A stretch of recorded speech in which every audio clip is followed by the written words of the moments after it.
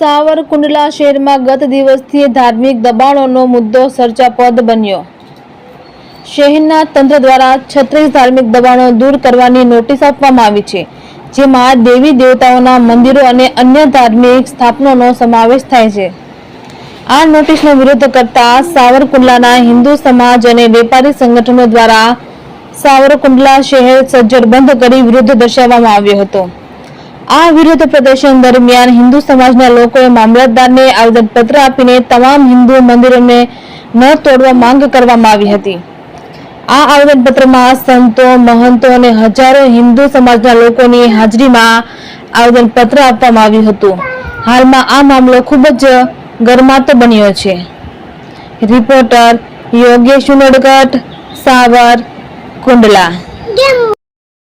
સમાજ આજ એક થઈ અને મામલતદાર શ્રીને સંતો મહંતોની હાજરીમાં આવેદનપત્ર આપવા માટે આવેલ છે કે સાવરકુંડલાના પૌરાણિક હિન્દુ મંદિરો જેમાં હિન્દુઓની આસ્થા જોડાયેલી છે, જેમાં હિન્દુઓના દેવી દેવતાઓનો વાસ છે, એવા એક પણ મંદિરની કાંકરી જો પણ હલી તો સાવરકુંડલાના સમગ્ર હિન્દુઓ આવતીકાલે આનાથી પણ ઉગ્રમાં ઉગ્ર આંદોલન કરશે।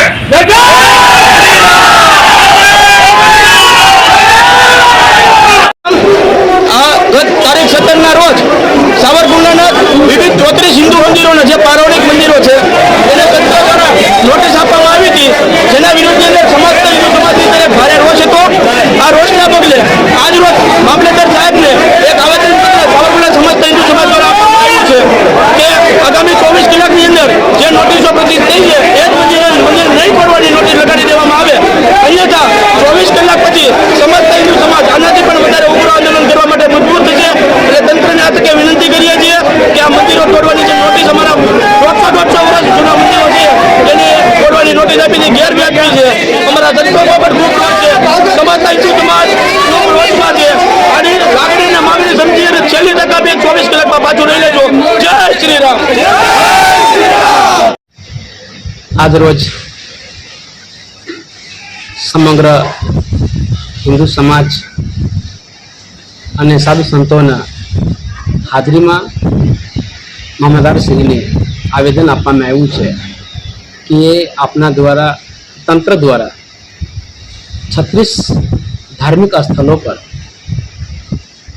જે નોટિસ આપવામાં આવ્યું છે એ મંદિર તોડવા માટે એ વ્યાજબી નથી। સરકારને, તંત્રને એની પર પૂર્ણ વિચાર કરવો જોઈએ। આ ધાર્મિક સ્થળોમાં હજારો સાધુ સંતો અને સમાજોને લાગણી છે અને એ સ્થળ અતિ પૌરાણિક સ્થળ છે और વર્ષોથી પ્રાચીન કાળથી એ મંદિરો અમારા ભારતીય સંસ્કૃતિના ધરોહર રહ્યા છે, જેને મંદિરને કારણે ही સાધુ સંતો કે સમાજને માર્ગદર્શન મળતા હોય, और જ્યારે એ મંદિર તૂટી જાય તો સમાજને માર્ગદર્શન ત્યાં બેઠા ઉઠા કરવાવાળા જગહ ન મળે।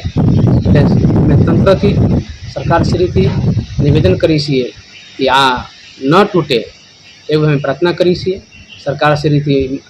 और खास तौर पर सावरकुंडला धारासभ्य श्री है महेश भाई कसवाला एने से प्रार्थना है कि आप एम हस्तक्षेप करी और इन्हें रोकવાનો प्रयास करशो, एवी हमारी विनती है।